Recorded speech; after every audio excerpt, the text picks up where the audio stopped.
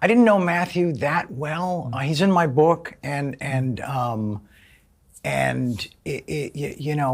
what I saw, because I read his book and I read it in a day and I loved it and I was so proud of him and inspired by it and then I wanted to reach out, because I'm in his book, when he says F Charlie Sheen and I'm going to be that famous one day too, and I didn't.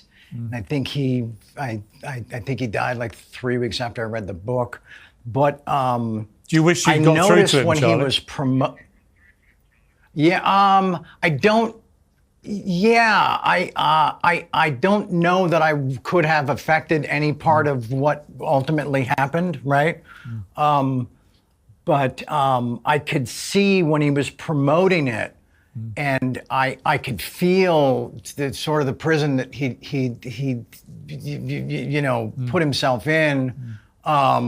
Because I could tell he wasn't sober, talking about a book that is all about sobriety and recovery and, coming out of the, that thing that I described, veterans of the unspeakable, the Downey quote, and I felt bad for him. And then when I heard a little snippet from the audiobook, he didn't have that perfect, specific, laser-focused diction that he always had, delivering comedy or anything at the level that he did.